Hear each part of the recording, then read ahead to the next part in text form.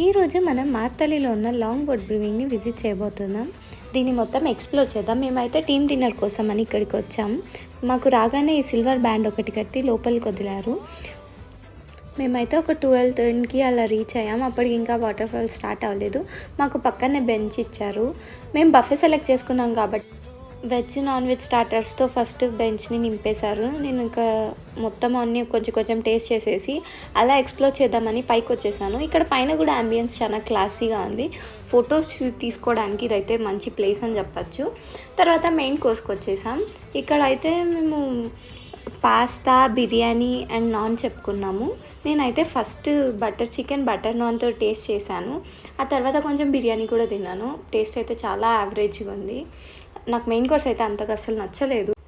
ఇక డెజర్ట్స్ అయితే veg non veg సపరేట్గా కప్ కేక్స్ తెచ్చారు. దాంతోపాటు క్యారెట్ హల్వా, గులాబ్ జామున్ కూడా తీసుకొచ్చారు. క్యారెట్ హల్వాలో అయితే పాల్కోవా లేదు, నేను ఉంటుందని ఎక్స్పెక్ట్ చేశాను. ఆ కప్ కేక్స్లో కొన్ని ట్రై చేసి తర్వాత గులాబ్ జామున్ ట్రై చేశాను. గులాబ్ జామున్ అయితే చాలా బాగుంది. నాకు ఈ గులాబ్ జామున్ వెన్నెల ఐస్ క్రీమ్తో తిందామని అది కూడా తెప్పించుకొని తినేసాను.